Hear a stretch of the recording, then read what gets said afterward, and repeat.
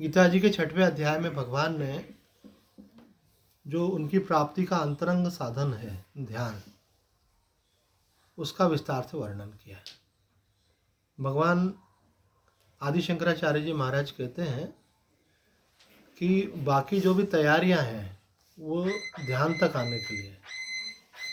जब तक आपका ध्यान नहीं होता है तब तक आप पूजा कीजिए, पाठ कीजिए, जप कीजिए, लेकिन जब आपका ध्यान लगने लग जाएगा तो फिर आपको उसकी आवश्यकता नहीं है। आप भगवान के और अधिक निकट आ गए। आप बैठे और आपको राधा कृष्ण का दर्शन हो रहा है आपके मनस पटल पर, आपका नाम जप चल रहा है, तो फिर बाहरी साधन करने की ज़रूरत क्या है। आप अंदर में आ गए ना। आप माला कर रहे थे, माला आपके हाथ से छूटने लगी, आपका भगवान में प्रेम हो रहा है, भगवान का ध्यान लग रहा है, तो अब माला की ज़रूरत क्या है। माला तो इसलिए कर रहे थे कि ध्यान लगे, है ना। हमने पहले भी चर्चा की है कि जब हम जप कर रहे होते हैं तो उस समय क्या करते हैं, भगवान का नाम लेते हैं, और नाम जिनका लेते हैं उनका ध्यान रहता है हमारे मन में। जप कर रहे हैं, बोल रहे राम राम राम, तो हमको धनुषधारी श्री राम के दर्शन हो रहे हैं। अब आपको जप करने की ज़रूरत ही नहीं है, आपको भगवान के दर्शन हो रहे हैं, आपका मन उसमें स्थिर हो गया, आपके हाथ से माला छूट रही है। स्थिति जल्दी नहीं आती है, पर हम फिर भी बतला रहे हैं। तो आपका प्रयोजन, अंतिम प्रयोजन क्या है? अंतिम प्रयोजन ध्यान। इसी प्रकार से साधक वेदांत का सत्संग सुनता है, सत्संग सुनने के बाद उसके मन में वो चिंतन चलता है। तो चिंतन चलना बहुत ज़रूरी है ना। ये हम कभी कभी बोलते हैं ये ब्लॉकेज केवल हार्ट के लिए ही नहीं होते हैं, ये खोपड़ी की जो नसें हैं इसमें बहुत ब्लॉकेज है, ये तमोगुण रजोगुण ब्लॉकेज है इसके। आप लोग जैसे ध्यान सुनते हो तो क्वेश्चन आना चाहिए आपके मन में कि स्वामी जी आपने बोला साक्षी रहो, तो साक्षी का मतलब क्या होता है। कई लोग तो पूछने में डरते हैं, इसलिए भी तो पूछना ये साक्षी का मतलब क्या होता है। तो ऐसे हर बात जो हम बोलते हैं उसमें जो भी शब्द नहीं आया समझ में वो पूछना चाहिए अपने को। क्यों? अगर पूछेंगे नहीं तो अज्ञान में रह जाएंगे। तो हम तो अपने गुरु जी से सब ये पूछते थे। हमको बहुत सारे शब्द मालूम पड़ते हैं कि हम बोल रहे हैं, उसका अर्थ आपको समझ में नहीं आ रहा है, फिर हम सोचते हैं बताएंगे, तब तक फिर दूसरी बात बताने लगा तो पहली बात भूल जाते। होना तो ये चाहिए कि आप पूछो हमसे। लगता है चलो सत्संग में डिस्टर्ब नहीं हो बीच में, तो नोट करके रख लो, बाद में पूछ लो, घर जाने के बाद यार तब भी पूछ लो, लेकिन स्पष्टता होनी चाहिए अपने को हर बात की। अभी हम जैसे बोलते हैं मन में भगवान के नाम का जप करो, उसके बाद बोलते हैं कि श्वासों को देखो। तो आप भी तो बोल सकते हो स्वामी जी श्वासों में भी तो नाम जप किया जा सकता है, फिर आप क्यों नहीं बोलते हो? तो हम उसका उत्तर देंगे। उसका उत्तर ये है कि जब हम कोई भी जप कर रहे होते हैं, चाहे श्वास में कर रहे हो चाहे मन में कर रहे हो, और उसको जब हम देखते हैं तो वहाँ पे मन की सक्रियता बनी रहती है। मन क्यों सक्रिय रहता है? क्योंकि वो नाम जप कर रहा है।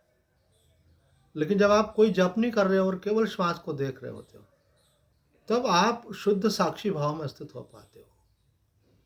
साक्षी चेतना का उदय उसमें होता है। इसलिए केवल श्वास को देखने से साक्षी चेतना का उदय होता है। ऐसा हमारे गुरुजी ने हमको समझाया था। जब करें तो जब से आपका अंतःकरण शुद्ध हो रहा है, अच्छी बात है। आप साक्षी रहते हुए जब करने की कोशिश करें, लेकिन शुद्ध साक्षी भाव में जैसे आएंगे तो मानस क्रियाएं सब आपकी शांत हो जाएंगी। ऐसे तो कोई भी चीज़ आप कर रहे हैं तो उसको विचार करें उसके ऊपर। जब विचार नहीं करेंगे, चिंतन नहीं करेंगे, तो उसका पूरा लाभ नहीं मिलेगा, है ना। एक बार सत्संग होता था तो उन्होंने कहा कि एक बहन ने कि स्वामी जी सत्संग करते हैं, बाद में लोग आपस में बात करने लग जाते हैं, तो ऐसा नियम बना दो कि सत्संग के बाद मौन चले जाओ यहाँ से, आपस में बात नहीं करना। तो एक माता जी बोले हम तो संसार का तो संबंध छोड़ दिया, अब यहाँ सत्संगियों के साथ अपनापन है, बातचीत कर लेते हैं, अब यहाँ पे भी हमने आपने तो हमारा मुंह ही बंद कर दिया। तो मतलब ये भी बहिर्मुखता है ना भाई। आप अगर सत्संग की बात करो तो छूट दे दें, चलो ठीक है, सत्संग की जो चर्चा हुई है, फिर वो एक दूसरे से हालचाल पूछते हैं, घर की बातें करते हैं।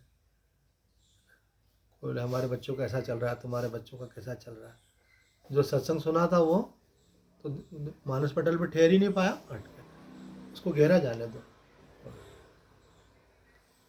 तो आज हम चर्चा कर रहे हैं ध्यान योग के बारे में, जो भगवान ने पिछली बार कहा था उससे आगे बढ़ते हैं। पिछली बार भगवान ने ये बात कही थी कि साधक को किस प्रकार से ध्यान करना चाहिए। तो योगी को सब प्रकार की आशाओं का त्याग कर देना चाहिए, क्योंकि ये क्या डिस्टर्बेंस है, किरकिरी। आपके मन सबकॉन्शियस माइंड में भी कोई भी आशा है कि ऐसा होना चाहिए, ऐसा नहीं होना चाहिए, तो वो आपके ध्यान में आपकी एकाग्रता को भंग करेगी। वो बैकग्राउंड में चलती है, बैकग्राउंड म्यूजिक चलता है ना, जैसे ऊपर से मालूम नहीं पड़ता, पीछे से आवाज़ आती रहती है। तो ये बैकग्राउंड में जो सबकॉन्शियस में थॉट्स रहते हैं वो, तो बोले ऐसा कैसे होता है स्वामी जी, हम तो संसार में रह रहे हैं, तो कुछ काम रुके हुए रहते हैं जो आवश्यक भी होते हैं हमारे, और कुछ काम ऐसे रहते हैं कि जो हम नहीं चाहते, वो हमको बहुत परेशानियां हो रही हैं उनसे, और वो भी हो रहा है। तो मन में तो रहता है भगवान कब दूर करेगा। ठीक है, अगर आपको ऐसा लगता है तो आप भगवान से प्रार्थना कीजिए, लेकिन करने के बाद भगवान पे विश्वास कीजिए, उन पर छोड़ दो। अपने को छोड़ना भी आना चाहिए। आपने अपनी जेब में से एक नोट निकाला, वो बोला स्वामी जी मेरी तरफ से भेंट है, तो मैंने कहा ठीक है। अब आप पकड़ के रखोगे तो मैं सोचूंगा रखें ही है। अब हो सकता है आपकी इच्छा हो कि स्वामी जी पकड़ लें। तो स्वामी जी ने पकड़ लिया, पर आप दूसरा वाला जो कॉर्नर है वो तो छोड़ो। अब आप छोड़ोगे ही नहीं तो। अब आपने भगवान से प्रार्थना की, अपना प्रश्न रखा, निवेदन रखा, अब आप छोड़ ही नहीं रहे हो। आप निकल के आए, आप फिर आपने होल्ड कर रखा है। तो भगवान पे भरोसे का, विश्वास का मतलब ये होता है कि आप उनको प्रार्थना करो, अब ये आपकी जिम्मेदारी है, हमने आपको दिया, फिर आप बार बार मत देखो। कभी कभी हम दलिया बनाते हैं, फिर हमको अपना नियम कुछ करना होता है साधना का। तो ये बहन जी इधर रहती है, तो हम इनको बोलते हैं कि भाई वो 10 मिनट बाद सीटी बज जाएगी, फिर बंद कर देना। फिर हम जब अंदर बैठ के कुछ नियम कर रहे होते हैं, ये थोड़ी सोचते हैं कि बंद करेगी कि नहीं करेगी। अब करोगे तो अच्छा बन जाएगा, नहीं करोगे तो जल जाएगा, देखेंगे फिर और कुछ मैनेज करेंगे। तो भगवान पर अपन ने भरोसा किया, करो तो तुम्हारी मर्जी और नहीं करो तो तुम्हारी मर्जी, हमने तो तुम्हारे ऊपर सौंप दिया। ऐसे विश्वास के साथ प्रार्थना। जैसे जैसे आप भगवान को जितना लाइव समझेंगे ना कि वो साक्षात हैं, वो हमारी बात सुन रहे हैं, फिर आपके मन में क्वेश्चन भी आ सकते हैं, सुन रहे हैं तो कर क्यों नहीं रहे हैं, तो उसका आंसर सब संत महात्मा बताएंगे आपको। भगवान जो है समय आने पर आपको उसका फल देते हैं। आपका पुराना हिसाब किताब है, आपकी प्रार्थना की इंटेंसिटी कितनी है और आपके प्रारब्ध का प्रभाव कितना है, तो उसको कटने में समय लगता है ना। स्वामी जी का बताया था कि स्वामी जी ने एक कन्या को बोला कि बेटा तुम, उसने बोला कि गुरु जी मेरी शादी नहीं हो रही है, उनके माता पिता के साथ आई थी। तो उन्होंने कहा बेटा तुम राम राम लिखो कॉपी के अंदर 1.25 लाख बार, तो भगवान की कृपा से भगवान चाहेंगे तो हो जाएगा। तो उसने केवल 60,000 बार ही लिखा राम राम। कई लोग क्या होता है रोते रहते हैं, पुरुषार्थ कुछ नहीं करते। हमारे यहाँ क्या सकल पदार्थ है जगमाई, कर्महीन नर पावत नहीं। आपके ही कर्म का कोई फल होता है कि आपके जीवन में किसी भी प्रकार की समस्या आ सकती है। शादी तो एक छोटी सी बात है, कोई भी आ सकती है, लेकिन ऐसी कोई समस्या नहीं है जिसका शास्त्र में समाधान नहीं है। लेकिन आप कमर कस के खड़े होने के लिए तैयार तो हो कि हम करेंगे। बच्चे ने किया, उसका हो गया। तो उसकी सहेली ने देखा मेरी भी नहीं हो रही, बहुत लेट हो गई, तो उसने माँ को बताया कि मेरी सहेली की हो गई। वो एक गुरुजी के पास गए थे, तो उसकी माँ ने दूसरे की माँ को फ़ोन लगाया। बोले हम भी चाहते हैं ऐसा, तो हम भी शुरू करें क्या? बोले नहीं ऐसे नहीं, गुरुजी के पास जाओ, गुरुजी बोलेंगे तो गुरुजी का आशीर्वाद भी साथ रहेगा। वो रामसुदास जी महाराज के थे, वो दूसरी बच्ची वाले भी आए हमारे पास में।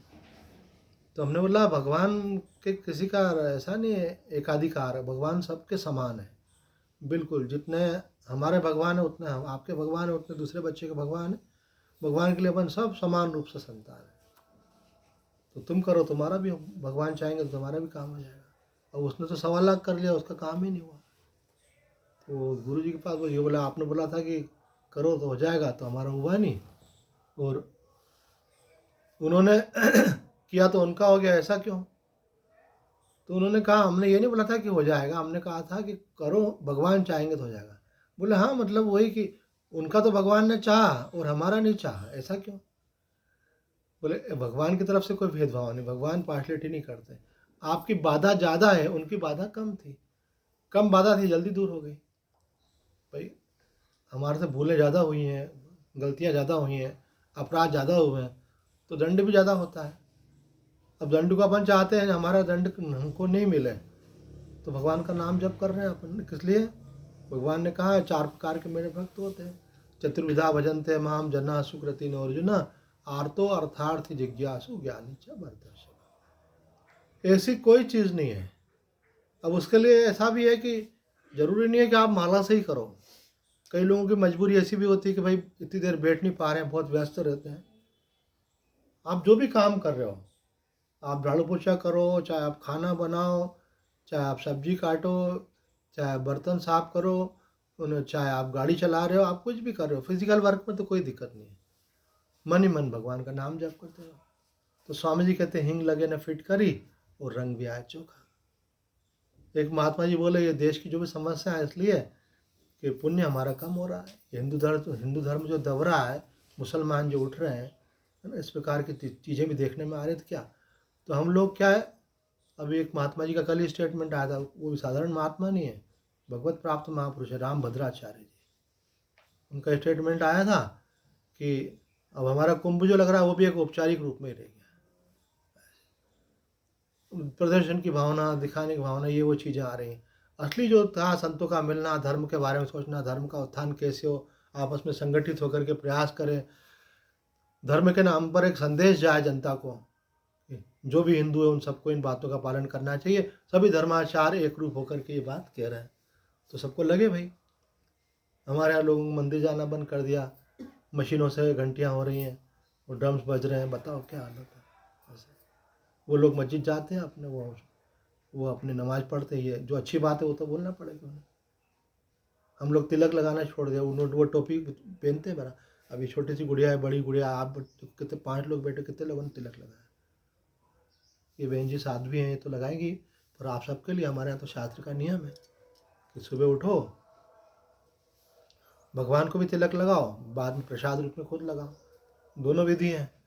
अथवा देवम भूतवा देवम यजेत, पहले आप नहाओ धो, तिलक लगाओ, उसके बाद भगवान की पूजा करते समय भगवान को लगाओ। ऐसे तो तिलक हम लगा नहीं रहे हैं, कंठी हम पहन नहीं रहे हैं, जनेऊ हम पहन नहीं रहे हैं, तो आधे तो हमारा धर्म का तो सब चिन्ह हमने छोड़ रखे हैं। ऐसे तो हम धर्म के मार्ग पे चलेंगे तो धर्मो रक्षति रक्षिता है। हम धर्म की रक्षा करेंगे अर्थात धर्म का पालन करेंगे तो धर्म हमारी रक्षा करेगा। हम तो फिर कोई बतला रहा है तो वो बुरा लगने लग जाएगा आपको, क्योंकि बहुत दिनों से आदत खत्म हो गई।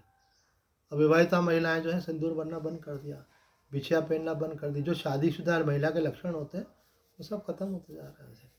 उनको बोल दो, अरे स्वामी जी आप भी क्या इन चीज़ों को पकड़ के बैठे, अच्छा धर्म की बातें बताओ, क्योंकि संस्कार खत्म हो गया ना। बोले हमारे लिए नहीं है सब ये। कई लोग तो वो बोलते हैं ये साधु संतों के लिए है, और कई लोग बोलते हैं ये ब्राह्मणों के लिए। बोले ब्राह्मण वाला नियम हमको क्यों बता रहे? तो इसका मतलब आप लोग धर्म से विमुख होते जा रहे हैं। फिर जो पुराना पुण्य है उसका सुख ले भोग रहे हैं आप, अब जो कर रहे हैं उसका परिणाम भी फिर आगे भोगना पड़ेगा। और कईयों का शुरू हो चुका है, कष्ट भोग रहे हैं। पर ऐसा कोई कष्ट नहीं है जो भगवान की कृपा से दूर नहीं हो सकता। भगवान सब भूलों को माफ़ करने के लिए तैयार हैं। कब आपकी गलतियों का जो है आप प्रायश्चित करने को तैयार हो जाओ। सबसे बड़ा प्रायश्चित बताया गया हमारे यहाँ पे, ऐसा श्रीमद् भागवत महापुराण में आता है कि सुखदेव जी ने बताया कि मनुष्य जैसे कर्म करता वैसे फल उसको अवश्य भोगना पड़ता। और कई प्रकार के नरकों का वर्णन किया, वहाँ नारकी यातनाओं का वर्णन किया। अब बहुत सारे लोगों ने तो एक ऐसा ग्रुप बना लिया, वो तो बोलते हैं नरक होता ही नहीं है, क्योंकि नरक होगा तो डर लगेगा भैया, मरने के बाद फिर हमको कष्ट भोगना पड़ेगा। तो राजन दास जी महाराज ने बताया नरक स्वर्ग होता है, और एक व्यक्ति वहाँ से लौट के आया, उसने आगे कथा सुनाई, वो जीवित हो गया वापस से, उसने बताया ऐसा। तो ऐसे कई किस्से हमारे यहाँ, और उससे शास्त्र झूठे हो जाएंगे। गीता जी में भी कहा है कि क्षीणे पुण्य मृत्यु लोकम विशंति, कि मनुष्य पुण्य करके स्वर्ग लोक में जाता है, पाप पुण्य क्षीण होने पर वापस आता है। सारे धर्म ग्रंथ झूठे हैं। मतलब अगर नहीं है तो मानना चाहिए आपको नरक स्वर्ग। नरक को मानेंगे तो आपको डर लगेगा कि भले यहाँ का व्यक्ति मुझे कोई उसकी सजा दे पाए कि नहीं दे पाए, लेकिन भगवान के दंड से आप बचने वाले नहीं हो ना। कभी आप हॉस्पिटल जाओ और आप देखो कि कोई टांग लटका के बैठा हुआ है, न कोई चिल्ला रहा है, कोई करा रहा है, आपको मालूम पड़ेगा। कोई कोई आके बताते भी, आप भाई बहन ही बताते हो, स्वामी जी बहुत तकलीफ में रहा, बहुत कष्ट उठाया। कई लोगों को लगातार कष्ट उठाना पड़ रहा है, बहुत वेदना है। तो ये क्यों वेदना इतनी सहना पड़ रही है आदमी को? इसलिए सहना पड़ रही, कभी न कभी उसने किसी को सताया है। कोई आपको बचाने वाला नहीं है, आपका कर्म तो आपको भुगतना पड़ता है। बचाने वाला केवल भगवान ही है, और वो इतनी आसानी से नहीं बचाता है। नहीं तो संसार में कोई दुखी नहीं होता। वो बोलता है आप किया है तो थोड़ा सा प्रायश्चित तो करना ही पड़ेगा, प्रायश्चित के रूप में ही होता है। तो श्रीमद् भागवत महापुराण में आता है कि अनेक प्रकार के नरक हैं, और नरक की यातनाएं आप सुनोगे तो सुनकर के रोंगटे खड़े हो जाएंगे। बस जस्ट बिलीव इन इट, अगर आप विश्वास पूर्वक देखें तो। अब श्री गणेश सीरियल आ रहा था, उसमें वो सब नरक की यातनाओं का वर्णन आ रहा था। तो साधक जो है वो सावधान होता है कि भाई, साधक का मतलब क्या है? देखो, आप अगर साधक हो तो कि भाई जो गलती हुई सो हुई, अब आज से नहीं करेंगे। एक महात्मा जी के पास हम रहे थे, उनका नाम था विवेकानंद, हिमाचल प्रदेश में कसौली में। तो बोले हमारे गुरुजी, उनके गुरुजी बहुत बड़े सिद्ध संत थे। उनको छोटी बात से आप समझ जाओगे, उनका मन पूरा 24 घंटे भगवान में रखने के लिए वो किसी प्रकार का प्रपंच नहीं होने देते। एक बार वो 3 बार समाधि लगाते थे, 3 घंटे की। तो भक्त लोग बाहर आके बैठा थे, जब महाराज जी की समाधि खुलती तो बाहर आते थे। ब्रह्मज्ञानी संत थे, पर समाधि में बहुत रहते थे, समाहित चित्त वाले थे। तो बाहर उन्होंने देखा कि बहुत सारे पौधे लगा दिए। भक्त बड़े प्रसन्न, महाराज जी आज हमने ये पूरा आश्रम पूरे पौधे लगा दिए। तो बोले मेरे सामने अभी निकालो। बोले महाराज जी नाराज हो गए, हमने तो महाराज जी की प्रसन्नता के लिए किया। बोले तुम तो लगा के चले जाओगे, मैं ध्यान में बैठूंगा तो मुझे तो ये ख्याल आएगा ना कि बकरी नहीं खा जाए, न गाय नहीं खा जाए, है? मैं इनका ध्यान रखूंगा कि भगवान का ध्यान रखूंगा? निकालो यहाँ से, अभी पानी कम आ रहा है, कौन करेगा? बोले ये जिनके काम है उनको करने दो, हमारा एक काम है वो हमको करने दो। ये विरक्त महात्माओं की अलग शैली रहती है ऐसी। एक महात्मा मुझे बोले तुम्हारे यहाँ हरियाली है कि नहीं? तो मैंने बोला अभी तो ज़्यादा नहीं है ऐसे। और अरे आश्रम और घर में क्या फ़र्क रहेगा? आश्रम तो उसको बोलते हैं जहाँ हरियाली हो ऐसे। वो महाराज जी लगे रहते हैं उसमें। फिर बोले गौशाला है कि नहीं? अब गोबर छोड़ने वाला नहीं है, वो ढूंढ रहे हैं इधर उधर लगे पड़े। ये सामाजिक कार्य है, ये कोई संतों का काम। संतों का काम क्या है? भगवान का भजन करना और दूसरों को भजन की प्रेरणा देना। असली काम ये, खुद तरना और दूसरों को तारना।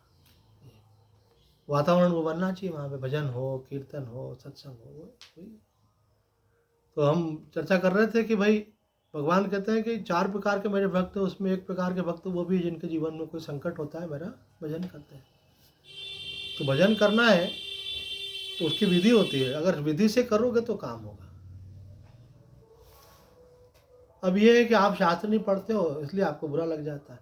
अगर आप शास्त्र पढ़ोगे तो अब आज ही हम पढ़ रहे थे तो आपको विश्वास भी नहीं होगा। देखो स्वामी जी ने क्या कहा, इस श्लोक की व्याख्या में सबसे अंत में बोलने वाली बात पहले बोल रहे हैं। उन्होंने कहा है कि अगर आप किसी के दूसरे के कपड़े पहन लेते हो, दूसरे की चप्पल पहनते हो, दूसरे की वस्तुओं को हाथ लगाते हो तो उनका कर्म आपके ऊपर आता है। यहाँ तक होता है स्पर्श मात्र से। माँ आनंदमयी ने कहा, माँ से किसी ने पूछा माँ हम भजन करते हैं तो कभी तो हमारा मन लगता है कभी नहीं लगता। तो बोला आप किसी के हाथ का भी खा लेते हो, कहीं पर भी बैठ जाते हो, किसी को भी स्पर्श कर लेते हो, इतने मात्र से आपके शरीर की तरंगें बदल जाती हैं। तो आप किसी का कर्म ले ले तो अपने ऊपर एक प्रकार से उसने स्पर्श किया, उसकी वाइब्रेशन आप में चले जाएगी। उसका खाना खाया, उसका कर्म आपके ऊपर आ जाता है। वस्तुएं आपने उसकी वापरी आपके ऊपर आता है। तो बहुत बारीकी से समझ में आता है। फिर आदमी जब कोई वाइब्रेशन लेवल पे जब समझने लगता तो उसको वैसे ही समझ में आता है कि खाने से सिर भारी क्यों हो गया, इसका मतलब गलत भाव से खिलाया गया। ये खाने से मन को बहुत शांति क्यों मिली? बोले बहुत श्रद्धा से खिलाया, बहुत प्रेम से खिलाया। बोले वहाँ जाने से मन को प्रसन्नता क्यों आई? बोले वहाँ का वातावरण बहुत सात्विक था। बोले वहाँ जाने से सिर भारी क्यों हो गया? बोले तामसिक वातावरण था। एक बार थोड़ा सा आप आध्यात्म में आगे बढ़ते जाएंगे तो आप सभी लोग अनुभव करने लगते हैं इस प्रकार से। वाइब्रेशन लेवल पे आदमी को अनुभव होता है कि कहीं जाने से अच्छा लगता है, किसी से मिलने से अच्छा लगता है।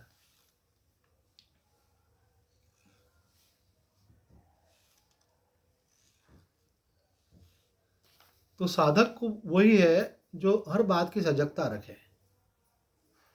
ऐसा आप अगर कोई कर्म करके आप कुछ प्राप्ति करना चाहते हो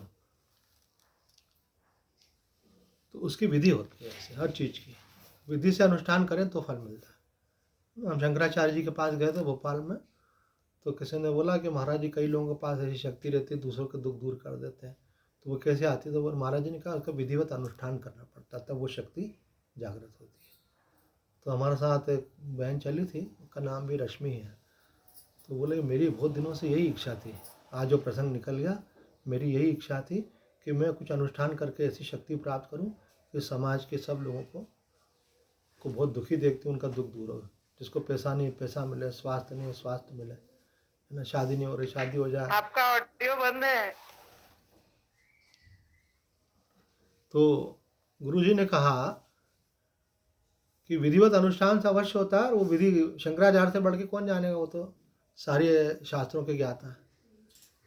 पर उन्होंने कहा वो तुम्हारे लिए ठीक नहीं है, तुम्हारा लक्ष्य भगवत प्राप्ति है, तुम उस मार्ग पे आगे बढ़ो, वो लक्ष्य उससे भी बढ़कर है, वो महान लक्ष्य है। संसार में जो कुछ हो रहा है तो वो ईश्वरीय योजना के अनुसार हो रहा है, तुम उसमें दखल मत करो, वो हो जाएगा। एक महात्मा ने तो सभी बोल दिया। क्या हुआ कि अपन आगर से आगे जाते तो कौन से माता जी आती है अगर? नलखेड़ा में क्या माता जी का नाम? बगला मुखी माता जी वहाँ पे। तो वहाँ दर्शन करने जाने वाले थे, तो किसी ने बोला कि भाई मैं भी वहाँ दर्शन करने गया था, तो वहाँ बिल्कुल वहाँ से लगा हुआ एक 10-12 किलोमीटर दूरी पे एक गांव है, वहाँ एक महात्मा जी, उनके भी दर्शन करना आप। उनका ठीक करेंगे भाई। मैं देखता हूँ कि इधर ध्यान ये सब लोग वीडियो बंद करके सोते रहते हैं, तो अपने दूसरे काम करते हैं मतलब। तो हम वहाँ गए, तो उन्होंने बोला कि वो महाराज जी की विशेषता ये है कि हम गए थे, तो उन्होंने कहा महाराज जी आप अकेले रहते हो तो आपको अकेलापन नहीं लगता यहाँ पे? बोले अकेले काय को रहते हैं? बोले बताए कौन रहता है हमारे साथ? अरे आजा, ऐसा आवाज़ लगे तो ऐसा बोले 6-8 फीट का मोटा सा सांप ऐसे चलता हुआ आया। तो देख के डर के, इतना बड़ा सांप देख के जो आया था भगत, तो बोला नहीं काटेगा नहीं, फिक्र मत करो। तो उन्होंने तो बोलना ही बंद हो गया, इतनी देर से बातचीत कर रहे थे, तो उनको देख करके अरे बोले डर रहे तो जा चला गया। तो बोले, मैंने कहा चलो हमारे, मेरे को थोड़ा शौक है नए नए महात्माओं से मिलने का, कोई कुछ भी चमत्कार भी दिखाए तो भी, ज्ञान की बात करे तो भी ऐसे। तो मैंने कहा अपन भी देख के आएंगे। तो वहाँ के जो विधायक है नलखेड़ा के, उन्होंने उनका नंबर दे दिया था, फिर वो आ गए थे लेने के लिए हमको, फिर वो हमको वहाँ लेकर के गए। तो वो महात्मा जी ने एक बड़ी विचित्र बात बोली, वो बात बताने के लिए पहले उनका परिचय देने में ये बात बोलने भाई, उन्होंने कहा ये जो ज़्यादा साधु संत होते हैं ना, ज़्यादातर के नरक पे जाते हैं। और मैंने कहा क्या बात कर, साधु संत तो भगवान की भक्ति करते नरक में क्यों जाएंगे, इन्हें उल्टी बात करिए। तो वो बोले इसलिए जाते हैं कि कोई भी इनके पास दुखी आता है ना, तो बोलते हैं कि सब ठीक हो जाएगा, सब ठीक हो जाएगा, आशीर्वाद है हमारा, आशीर्वाद है। तो वो बहुत बड़ा खजाना पड़ा है क्या, तुम देते जाओ आशीर्वाद सबको। तो जितना वो उन्होंने भजन ध्यान किया होता सब उनका खेल खत्म ऐसे। अब वो उसके और ज़्यादा देते जाओगे तो फिर क्या हो जाएगा, फिर आपका माइनस में बैलेंस चलने लगता है, तो वो फिर ऊपर जाके उनका कर्म आप काटो।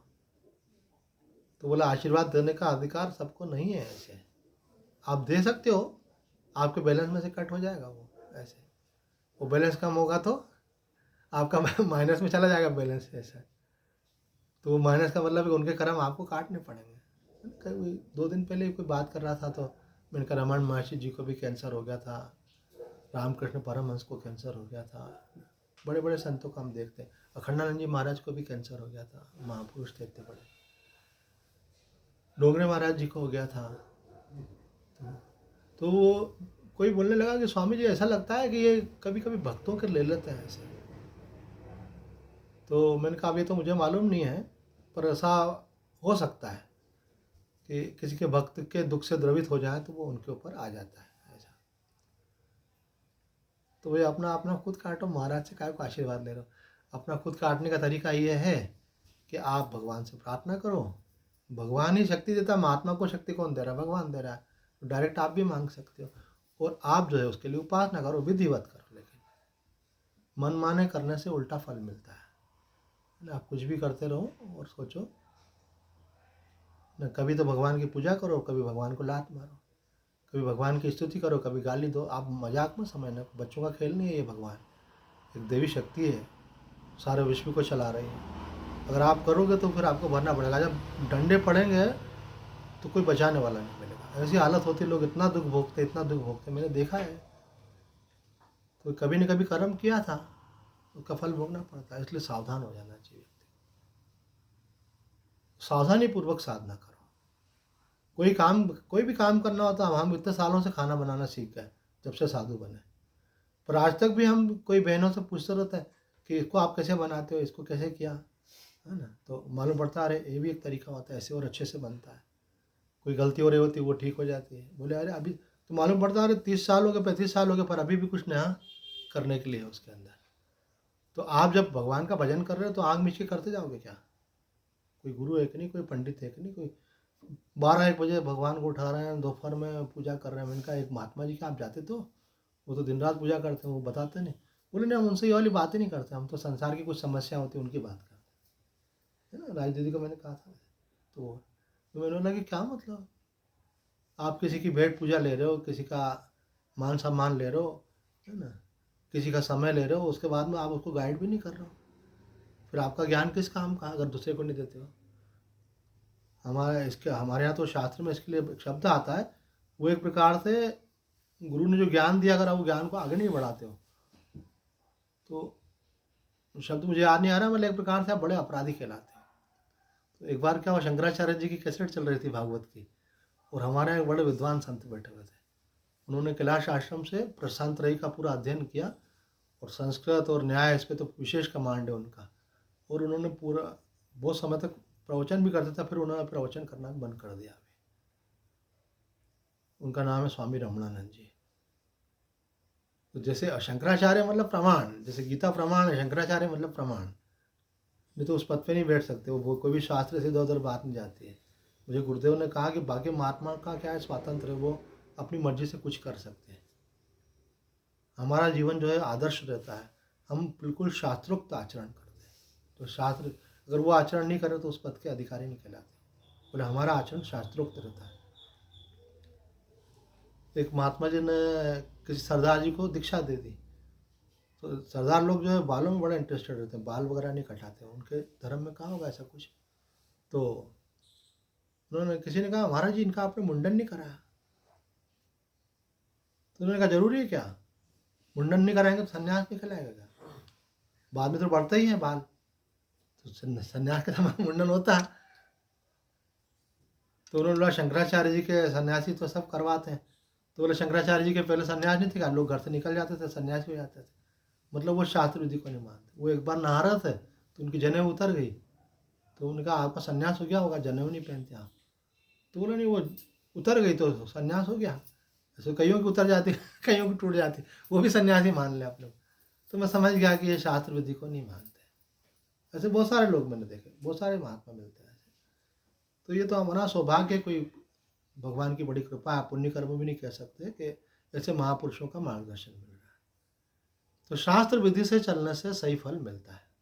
आप कोई भी काम करो, कोई भी उपासना करो, ऐसा हो ही नहीं सकता है कि उसका फल आपको नहीं मिले। अगर नहीं मिल रहा है तो कहीं ना कहीं कोई भूल हो रही है, और हो सकता है आपके पुण्य से कुछ मिल जाए, आप उसको अपनी साधना मान लेते हैं। बोले हमने किया, हमको तो मिल गया। अब मिल गया तो आपको आपकी साधना से मिला कि आपका कोई पुण्य जागृत हो गया, उससे मिला, क्योंकि गलत सलत से तो कुछ होता नहीं है। हर चीज़ हमको हमारे गुरुदेव स्वामी कृष्णानंद जी महाराज ने पूरी विधि बताई कि कैसे उपासना करना चाहिए। तो ये हर जो साधक जिस गुरु से दीक्षा लेता है, वो गुरुदेव उनको बताते हैं कि बेटा कैसे आपको साधना करनी चाहिए, कैसे पूजा करनी चाहिए। पूजा करने की विधि भी रहती है, पाठ करने की विधि भी रहती है, जप करने की विधि भी रहती है ना। उसके अंदर क्या क्या नियमों का पालन करना था वो भी रहता है। तो जो भी अपन करते हैं ना, वो किसी को बतलाना चाहिए, कोई भी महात्मा को। हम अपना बताते हैं ना, आप लोग तो बताएंगे नहीं हमको, तो हम तो आपको बता सकते हैं अपना, है ना। हम करते थे, किसी ने बोला कि भाई गणेश जी के पाठ में सबसे पावरफुल पाठ है उनका वो अथर्वशीर्ष। अथर्वशीर्ष करते थे। तो हमको एक महात्मा जी ने बताया कि ये जो महात्मा है, इनको गणेश जी की सिद्धि है, ये ब्रह्मज्ञानी भी है और सिद्ध भी है। उन्हें कैसे, तो बोले इनकी घटना सुनाते उससे समझ जाओगे। इन्होंने अपने एक साधक को बोला जा बेटा मेरा रिजर्वेशन तो करा क्या।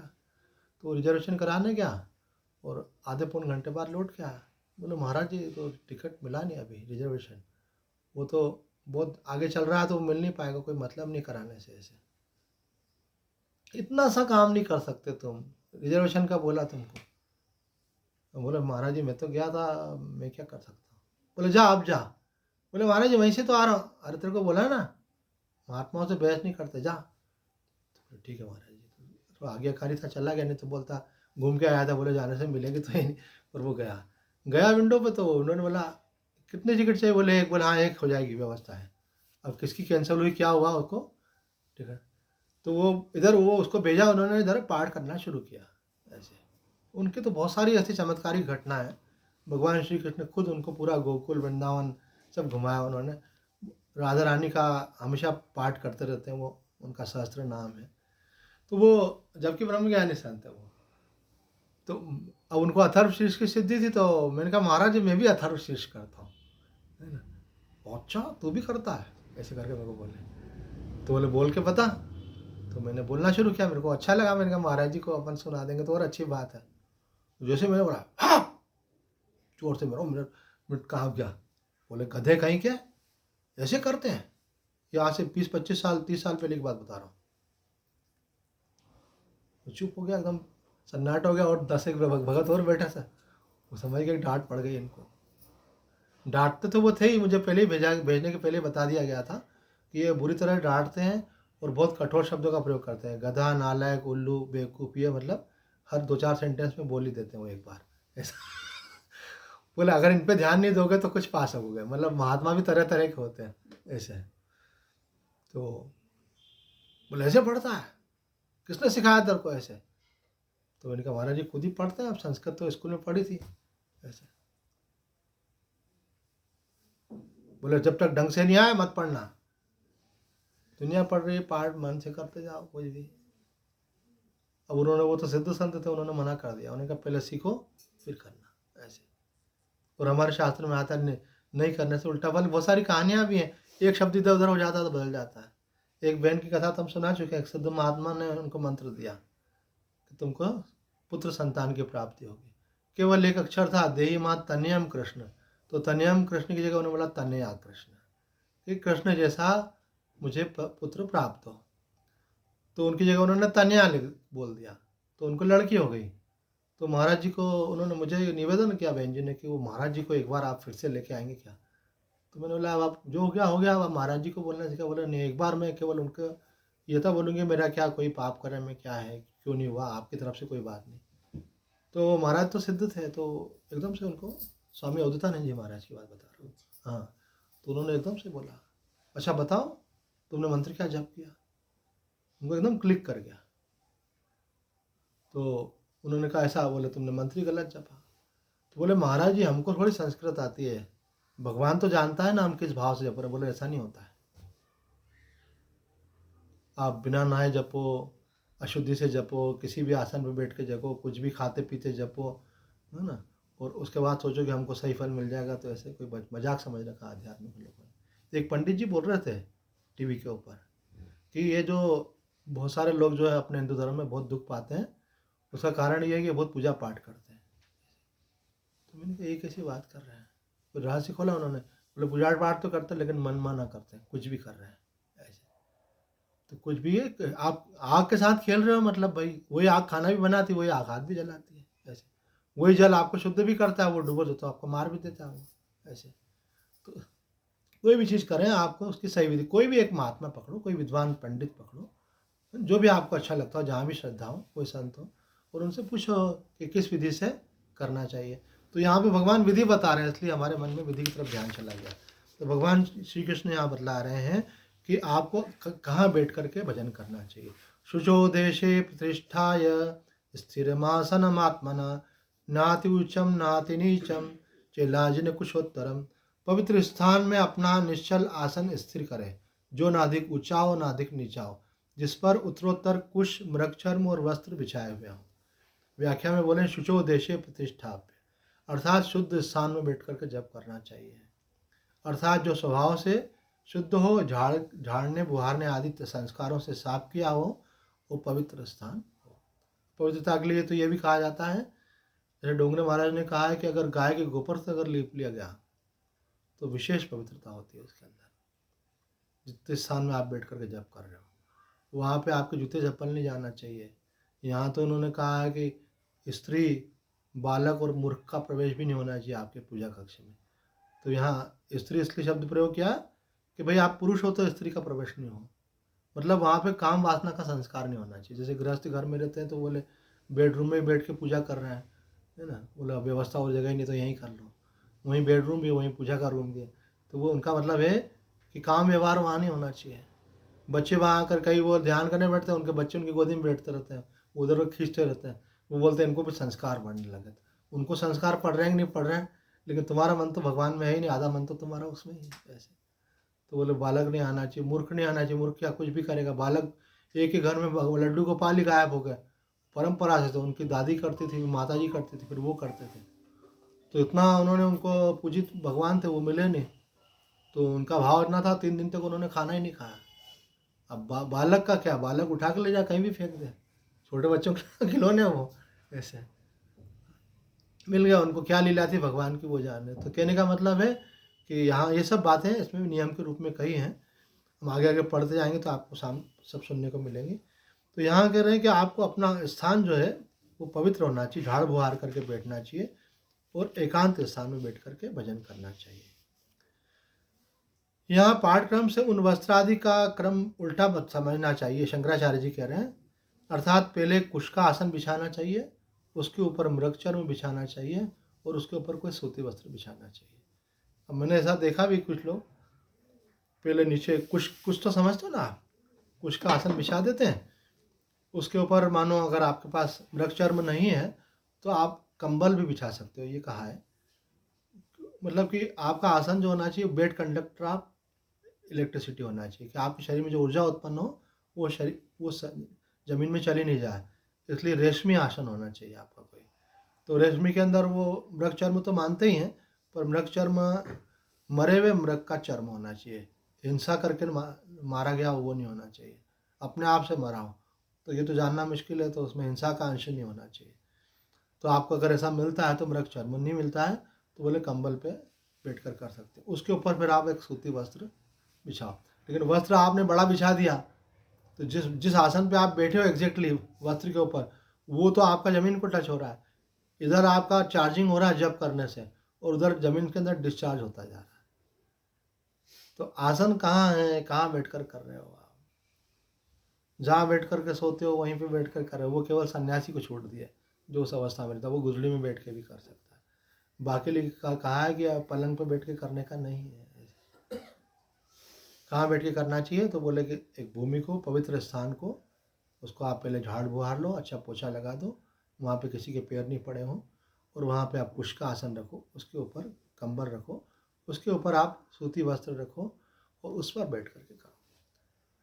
अब यहाँ आप कहते हैं कि आसन जो है बहुत ऊंचा और नीचा नहीं होना चाहिए। कई लोग चौकी पे बैठ के करते हैं।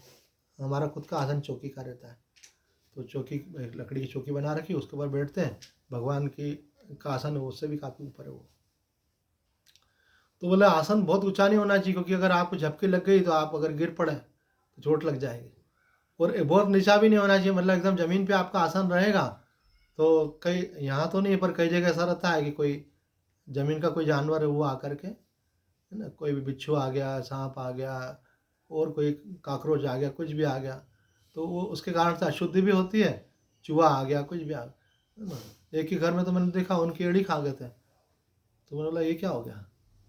तो बोले वो छुछुंदर होती है ना, तो उसने काट ली। तो मैंने बोला किसी का छुछुंदर आई, तो मैंने बोला छुछुंदर है? बोलो नहीं रहने दो, इससे माल आता है ना। तो मैंने कहा तो माल आया कि नहीं आया? तो छुछुंदर कभी एड़ी काट गई तो उसमें आप ज़मीन पे नहीं सोना, वो ध्यान रखना चाहिए। क्योंकि ज़मीन पे सोया आप और उसने काट लिया, वो फूक मारती है ऐसे और खाती जाती, मालूम ही नहीं पड़ता आपको। ये देखो भगवान ने सब व्यवस्थाएं बना रखी। वो फूक मारती था, वो आपका शरीर जो है सुन्न हो जाता उतना, और वो काट लेती है। तो यहाँ भगवान करें शुचो देशे प्रतिष्ठाप्य स्थिर आसनम आत्मा। और कैसा आसन होना चाहिए? न ऊपर ज़्यादा ऊपर, न ज़्यादा नीचे, झाड़ बुहार कर लिपा गया, तथा नदी का तट हो तो बहुत ही अच्छी बात है, अथवा अपने निवास पर भी एकांत कमरा हो। अगर आप मैनेज कर सकते हो तो अपने घर में एक कमरा केवल साधना के लिए रखना चाहिए। आप देखो कि उसके वाइब्रेशन बिल्कुल बदल जाएंगे। उस कमरे में कीड़े दूसरे को प्रवेश नहीं देना चाहिए जहाँ तक हो सके, क्योंकि दूसरा उस भाव से जाए तो ठीक है, नहीं तो फिर वो उसके वाइब्रेशन भी वहाँ पे काम करेगा। कई लोग बोलते आइए दर्शन कर लो भाई हमारे ठाकुर जी के, सबको दर्शन मत कराओ। कई लोग खुद ही बोलेंगे अरे माता जी आप तो बहुत भगवान की भक्ति करें, आपके ठाकुर जी के हम भी दर्शन कर लेंगे। चलो कर लो। फिर एक को देख के दूसरा भी, तीसरा भी। तो सबको एंट्री मत दो। आप जो पावर वहाँ जागृत होती है उसकी पावर में कमी आती है, फिर ऊर्जा कम होती है, क्योंकि जो आएगा अपने वाइब्रेशन लेके आएगा। ये एनर्जी का खेल है बहुत बड़ा। जो आएगा अपनी शक्ति लेकर के आएगा। सबको दर्शन मत कराओ, सबको लेकर मत जाओ, क्योंकि अभी मंदिरों के वाइब्रेशन कमजोर क्यों हो गए? सब सकाम लोग ही जाते हैं, बैठ के तपस्या करने वाले तो जा ही नहीं रहे। सब केवल भगवान से मांगने वाले जा रहे हैं, तो वाइब्रेशन ही नहीं फील नहीं होते वहाँ। जो पुजारी है वो भी इसलिए बैठा हुआ है कोई आए झटना दे के जाए। पुजारी का काम होता है भगवान की पूजा करना, जो मिल जाए उसमें संतुष्ट रहना। ऐसे तो ये संत महात्मा इस बात का ध्यान रखते हैं, क्योंकि शास्त्र इसकी आज्ञा देता है। ये आदि शंकराचार्य जी महाराज कह रहे हैं कि अपने निवास पर ही एकांत कमरा हो जिसमें स्त्री बालक या मूर्ख न जाते हों। अब स्त्री जहाँ पे भी स्त्री शब्द आए तो महात्माओं ने उसकी व्याख्या की है कि स्त्री के प्रति कोई द्वेष भाव नहीं है यहाँ पे। मतलब वहाँ पे कहने का अभिप्राय है कि वहाँ पे काम व्यवहार नहीं होना चाहिए। अगर स्त्री है तो पुरुषों को एंट्री नहीं दे, पुरुष को एंट्री नहीं दे, पुरुष है तो स्त्री को एंट्री नहीं दे। अर्थात वो बेडरूम अलग होना चाहिए आपका, और पूजा का कमरा अलग होना चाहिए। एक घर में मैंने देखा तो वो भी देखो सारी चीज़ें इसमें बताई हुई हैं कि वो एक आसन बिछा हुआ, सभी उस पर बैठ के पूजा करके कर सकते रहते हैं। तो मैंने बोला ये क्या है, सरकारी आसन बना दिया तुमने। तो यहाँ पे भगवान ने कहा अपना आसन, आपका आसन अलग, आपका आसन अलग। कोई तीसरा आता है तो वो अपना आसन अलग लगाए। कई जगह माला भी सरकारी रख दी, जो भी आओ जब करो। ऐसा थोड़ी होता है भाई, आपकी माला अलग, आपकी माला अलग। घर में 2 मेंबर है तो दोनों की अलग अलग होना चाहिए। गोमुखी अलग बताया, स्वामी जी ने कहा गोमुखी अलग, माला अलग। आपके जो पूजा के पात्र होते हैं वो इवन उसको तक कहा है। देखो स्वामी जी ने यह देखो उनके शब्द हैं ये कि अपना अलग अलग आसन होना चाहिए। इसी तरह गोमुखी, माला, संध्या पात्र, आचमनी आदि भी अलग अलग रखना चाहिए। पुण्यात्माओं संत महात्माओं के आसन पर नहीं बैठना चाहिए, है ना। कोई बोले महाराज जी तो ही नहीं अपन ने बैठे, बोले नहीं बैठना चाहिए, नहीं बैठना चाहिए। आसन से अभिप्राय केवल वो नहीं है जिस पे बैठ के पूजा करते हैं, जिस पलंग पे वो बैठते हैं मतलब सोते हैं उस पर भी नहीं। एक बार एक गुरुजी के आश्रम में हम रहते थे, तो वो गुरुजी ने वो आश्रम से दूसरे आश्रम में चले गए। तो हमने कहा अब हम अपना बिस्तर लाएंगे, तब बिस्तर तो पहले से रखा हुआ है यहाँ पे। तो उन्होंने बोला पहले ध्यान से सुन लो, है ना। जिस आसन पर गुरुजी सोए हो उस आसन पर अपने को नहीं सोना चाहिए। सोना तो दूर रहा, उस पर बैठना भी नहीं चाहिए, नहीं तो दोष लगता। तो मैंने उसी समय पलट दिया। मैंने बोला भैया दोष मत लगने दो, उसको टांग पे रख दो। तो बाद में उनको जहाँ वो शिफ्ट हो गए तो उस आश्रम में पहुँचा दिया मैंने। तो कहते हैं कि उनके जूते चप्पल जो होते हैं वो भी ऐसे नहीं है कि अपन चप्पल उनके बाहर रखे तो अपन ने पहन के दूसरी जगह उतार के रख दी। उनमें पैर डालने का आपको अधिकार नहीं है। उनको अगर बट टच हो भी जाए ना तो ऐसे प्रणाम कर लेना चाहिए। पादुका पूजन का अपने कितना महत्व है। ऐसे उनकी हर वस्तु का महत्व रहता है, क्योंकि वो उसमें उनकी ऊर्जा रहती है। रामसूदास जी महाराज कहते हैं अगर कोई कंजूस आदमी मर जाए और वो किसी पेन से लिखा पढ़ी करता था, वो पेन आप वापरो, थोड़े दिन बाद आप भी कंजूस हो जाओगे, वाइब्रेशन आपको आ जाएंगे। उनके वस्त्र ये क्या महापुरुष हैं। क्या होता है, ये एक स्थूल दृष्टि होती है, स्थूल दृष्टि से देखने से चीज़ें दिखती नहीं है। इनके पास दिव्य दृष्टि होती है, इनको ये चीज़ें दिखती हैं। तो वो कहते हैं कि आप उनकी वस्तु में वापरोगे आप भी वैसे हो जाओ। उनके वाइब्रेशन निरंतर आपको काम करेंगे। एक घर कमरे में मैं गया, बोले इतना बढ़िया तो बढ़िया था। अरे मैंने कहा तुम्हारा बढ़िया है, हमारा बढ़िया नहीं है। यहाँ व्यक्ति जो गया है वो इतना टॉर्चर होकर के गया, इतना परेशानी में गया, इतने टेंशन में गया, उसके सारे वाइब्रेशन यहाँ पर है। हमारे एक मित्र कोई उनका अपना जो काम है वो तो करते ही हैं, उसका अलावा काम ये कि मकान खरीदना और मकान बेच देना, उसका रिनोवेशन करा के बेच देना अथवा ऐसे ही बेच देना, प्रॉपर्टी खरीदना प्रॉपर्टी से। तो एक दलाल उनको लेके गया, तो उनको कुछ दिखा, बोले यहाँ किसी ने आत्महत्या की। और भैया आपको कसम। तो बोले ऐसा मकान दिलवा रहा मेरे को। बोले उन्होंने आत्महत्या कर ली, उसकी पत्नी जेल में है, पता नहीं उन पर आरोप आया क्या हुआ। तो पत्नी ने जेल में मेरे से संपर्क करवाया, बोले यार वो मकान हमारा बिकवा दो। तो उनकी पत्नी ने बोला इसीलिए मैं लगा हुआ था इसमें। बोले ऐसा मकान मेरे को दिलवा रहा तो वो जिसको दिखता है उसको ही दिखता है, सबको तो नहीं दिखता है। कईयों को वाइब्रेशन लेवल पे दिखता है, अरे भाई निगेटिविटी आ रही है।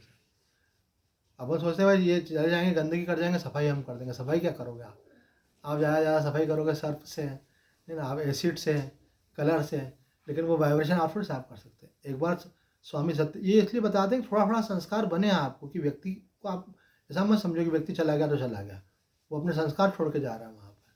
किसी कमरे में बहुत दिनों तक गलत काम हुआ, अब आप वहाँ बैठ के अच्छा काम करना चाहोगे, अच्छा आपको उच्चाटन होगा बार बार ऐसे। एक बार स्वामी सत्यमित्रानंद जी महाराज उज्जैन में आए, तो कोई बहुत बड़े सेठ ने परिसर बनवाया जहाँ पे कार्यक्रम होते हैं, बोलते हैं ना कोई शादी करनी हो, कोई प्रवचन करने हो, कोई बड़े बड़े कार्यक्रम आयोजन करना हो, तो बड़ा हॉल ऐसा ऑडिटोरियम जैसा, उसका नाम था शर्मा परिसर।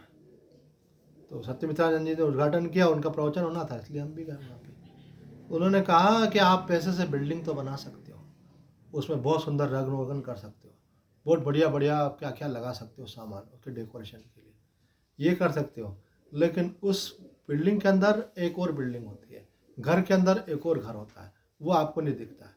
वो क्या होता है कि जैसे लोग वहाँ रहते हैं, जैसे कर्म वो करते हैं, जैसा वो सोचते हैं, जैसा उनका चिंतन होता है, वो उसके वाइब्रेशन वहाँ बन जाते हैं। आप उस बिल्डिंग में नहीं रहते हो, आप एक्चुअल में इस बिल्डिंग में रहते हो। जो वाइब्रेशन वाली बिल्डिंग है ना, वो आपकी मनोदशा का निर्धारण करती है। अगर कोई बहुत दिनों तक कोई लगातार चिंता में, भय में, तनाव में रहे, और उस स्थान पे कोई अच्छा वाला आदमी भी जाए ना, तो वो भी मानसिक रूप से ग्रस्त हो जाएगा। इसीलिए तो लोग तीर्थों में जाते हैं, तीर्थों का प्रभाव है, वहाँ शक्तियाँ हैं। इसीलिए तो लोग मंदिर में जाते हैं, इसीलिए तो लोग आश्रमों में जाके साधना करते हैं। क्यों करते हैं? वहाँ वैसा प्रभाव है। अब लोग ऐसे अहंकार में बोलते तो हमारा घर आश्रम से कम थोड़ी, हम भी तो ऐसे, हम भी। अरे वो आप समझ लो, आप दिन रात किस में रहते हो? आपका मन चिंता में अगर रहता तो आप कैसे हो जाओगे? वो लोंगे महाराज ने कहा कि गृहस्थी घर में काम के परमाणु रहते हैं, तो ये परमाणु रहते तो सब जगह बैठ के भजन मत करो, आप एक कमरा बनाओ अलग से। डोंगरे महाराज का कहा हुआ उनकी भागवत में ऐसे। तो साधक को साधना भी करना है तो एक स्थान अब बनाना पड़ता है। वो बोलते हैं पूरा घर नहीं तो आप एक कमरे का कोना तो पकड़ सकते हो। पूरे घर में एक कमरा आपको नहीं मिलता है, तो कमरे का एक कोना, बोले इस स्थान पर तभी जाना जब नहाए हो, इधर तभी पैर रखना जब पूजा करनी हो, यहाँ पे कोई दूसरी चीज़ नहीं आना चाहिए। तो वो कोना आपका उसके लिए सुरक्षित हो गया। इसमें तो बहुत सारी बातें कही थी हमने, फिर भी समय को देखते हुए थोड़ी बहुत बातें कही। और इन्होंने कहा है गाय के गोबर से लिपा गया जो है ना, उसका विशेष महत्व है। उसके अलावा तुलसी, आंवला, पीपल आदि पवित्र वृक्ष के पास बैठकर, और गंगा आदि नदी के किनारे अगर हो, नदी का किनारा हो, देवालय हो, पवित्र वृक्ष हो, गाय के गोबर का तो माता आनंद में के जो सन्यासी थे उनका बता रहा हूँ आपको। तो आजकल के लोग तो बोलेंगे नाटकबाजी की गंदी चीज़ को हाथ लगा। अगर आपने कहीं खाना खाया तो अगर आपने पानी कपड़े से पोछा लगा दिया तो वो बोलेंगे अभी ये पवित्र नहीं हुआ। उनके साथ एक शीशे में गाय का गोबर चलता है, उसमें थोड़ा पानी मिला देते हैं भले वो डाइल्यूट करने के लिए, फिर वो हाथ में यूँ लेके वो वहाँ यूँ पूछे बोले। तो अगर खाना खाया वहीं पे आप पैर रख दे तो आपका शरीर भी जूठा कहलाएगा। ये माता आनंद में, ये स्वामी भास्करानंद जी का बता रहा हूँ जिनसे आप दीक्षित हैं। तो क्या होता है कि नियमों को पालने में थोड़ी कठिनाई होती है, इसलिए हम सोचते हैं कि हम चक्कर में नहीं पड़ते, पर आप पहले से ही चक्कर में पड़े हुए हैं। आप पहले से चक्कर में पड़े हुए हैं, और चक्कर से निकलने के लिए आपको ये विधि नियम बताया जाता है। तो कौन क्या गलती कर रहा है उसको मालूम नहीं होता है। एक बार वो पूरा परीक्षण निरीक्षण करें कि भाई क्या क्या करते हैं, किसी महात्मा को, किसी विद्वान को बताए तो बोलेंगे बेटा ये भूल करते हैं, इसको सुधार करो। ऐसे एक मंदिर में एक ही भगवान की बहुत सारी फोटोज रखी हैं, और फोटो की आप जो है पूजा नहीं कर पा रहे हैं, उनकी सफाई नहीं कर पा रहे हैं, उनको जाले लग रहे हैं, है ना। एक सूफी संतन ने मुझे बताया कि कोई सेठ जी थे, पंजाबी सेठ, वो अपनी फैक्ट्री पे लेके गए, उनको भी सिद्धियाँ थी, मैं जानता हूँ। उनका नाम था दादा गुलाब सिंह, अब तो शरीर पूरा हो गया। तो लेके गए फैक्ट्री पे, तो एक तो अपने स्थान पर लेके जाना चाहिए, कई लोग लेके ही नहीं जाते हैं। अभी बंसी भी हमसे कितने सालों से जुड़े हुए हैं, एक आध बार कभी फैक्ट्री पर लेके जाना चाहिए। चलो स्वामी जी एक चक्कर लगा के आओ, चरण पड़ेंगे आपके। तो वो वहाँ गया तो उन्होंने देखा कि अलग अलग 3-4 जगह पे बड़े बड़े महात्माओं के फोटो लगा रखे थे उन्होंने, और सब पे जाले लगे हुए ऐसे। तो बोले तुम महात्मा पे जाले लगे, तुम्हारी किस्मत में कैसे जाले नहीं लगेंगे बताओ, तुम इसीलिए संकट में। बोले भगवान इतने भगवत तुल्य महापुरुष हैं, रमन महर्षि हैं, शंकराचार्य जी हैं, ऐसे जो उच्च कोटि के सिद्ध संत हैं, वो उनके आपने चित्र लगा रखे, पूछने की फुर्सत नहीं है आपको। तो आप लगा रहे हो तो उसका सम्मान भी करो। तो बोले कि ये करो आप, देखो अभी आपका सब ठीक हो जाएगा। और जैसा जैसा बताया उन्होंने किया, सब चलने लगा। बोले वायुमंडल दूषित हो रहा है, बोले एक बार यहाँ पे आप हवन करवाओ। यहाँ पे हवन करने से शुद्धि हो जाती तुरंत। अगर हवन नहीं करना है तो कोई भक्तों को बुला के कीर्तन करवा दो, जैसे यहाँ पे कीर्तन होता है, इनका तो सब हो गया। नहीं तो सत्संग करवा लो एक बार, तो भी हो जाता है। सत्संग से देवी, सबसे ज़्यादा प्रभाव सत्संग का माना जाता है, सबसे अधिक ऐसे। तो अब वो कराओ, तो कोई भी आप शुभ कर्म कराओ वहाँ पे, तो निगेटिविटी वहाँ की दूर हो जाती है ऐसे। और जो दिन रात पूजा कर रहे हैं उनका तो कोई सवाल ही नहीं है, उनकी तो सात्विक शक्ति जागृत है, उनका तो आशीर्वाद भी काम करता है ऐसे। उन महापुरुषों को बोलना चाहिए चलिए आप। तो अपने यहाँ कभी कभी संतों को बुलाना चाहिए, कभी कोई विद्वान पंडित हो अथवा कोई अच्छे साधक हो, उनको बुलाना चाहिए। उनको आप बुला करके उनकी सेवा नहीं कर रहे हो, आप अपना कल्याण कर रहे हो, आप अपना भलाई कर रहे हो, अपना हित कर रहे हो, अपने दिमाग की, अपने स्थान की निगेटिविटी को हटा रहे हो, आप सात्विक शक्ति का आमंत्रण करो। ये इतने उच्च कोटि के साध्वी जी हैं, इनके माता जी बहुत, जिनकी शिष्या हैं, वो माता जी बहुत उच्च कोटि की संत थी, पर वो इनको संस्कार दे के गई, भाई कोई भी अच्छे महात्मा मिलते हैं तो उनको भोजन पर बुलाया करो। बुलाते हैं, बहुत प्रेम से सेवा करते हैं, आए दिन इनके यहाँ भंडारे चलते रहते हैं, संतों का आना होता है। शंकराचार्य जी बहुत सालों तक यहीं के ही निवास करते थे, निचलानंद जी महाराज। अभी उनकी व्यवस्था थोड़ी बढ़ गई हैं, तो उनको ज़्यादा अपेक्षा रहती है कि मतलब ज़्यादा लोग आ जा सके, उस हिसाब वो थोड़ी महात्माओं का तो रहता ही है ऐसा। तो लेकिन सेवा इन्होंने खूब करी। तो मैंने देखा जितनी सेवा संत करते उतने गृहस्थ नहीं कर सकते। एक हमारे मित्र हैं विभाष उपाध्याय, तो बोले कि गृहस्थ क्या खाना खिलाएगा, खाना तो मोल महात्मा खिलाता है, ऐसा भर भर के खिलाते हैं, इतने प्यार से खिलाते हैं। तो कोई बोले उनको फ्री का आता है इसलिए बांटते रहते हैं। तो ये तुमको लगता है तुम कमा रहे हो, ये सब दिया हुआ भगवान का ही है, ऐसा नहीं है। उनको खिलाने में आनंद आता है इसलिए भगवान उनको ज़्यादा देता है। तुम रोक के नहीं रखते हो, आगे बढ़ाते हो। जो रोक के रखता, तो अखंडानंद जी महाराज ने कहा जो लक्ष्मी को रोक के रखता, लक्ष्मी उससे कुपित हो जाती है ऐसे। और 12 वर्ष तक रोक दिया तो फिर श्राप दे देती है वो उसको, फिर आगे वो व्यक्ति लक्ष्मी के लिए तरसने लगता है। फिर तुम्हारे पास आती गई तुम तिजोरी में बंद करते गए। ये हमारे वृंदावन वाले महाराज जी बोलते हैं, अखंडानंद जी महाराज बोले लक्ष्मी तो चंचला है, अब ये कन्या कैसी चलती है, हंसमुख इधर रोड रही उधर रोड रही, अब इसको बिठा दो एक जगह बंद कर दो तो क्या हो जाएगा, कुपित हो जाएगा कि नाराज हो जाएगी कि नहीं ऐसे। ये देवी माता है, ये तो हंसती खेलती रहती है इधर। तो वो जगदम्बा महारानी, उनको आपने बंद कर दिया, बोले कहीं जाना नहीं, बोले नहीं इनको निकालो बाहर, इसको सेवा में लगाओ। जो आपकी आवश्यकता के लिए वो आपका है, जो आपका अतिरिक्त है वो सेवा के लिए। अतिरिक्त वैसे भी छोड़ के जाएंगे, तो उसके पहले ही आप पुण्य कमाओ, जनता जनार्दन की सेवा करो। तो आज इतना ही। सच्चिदानंद भगवान की जय।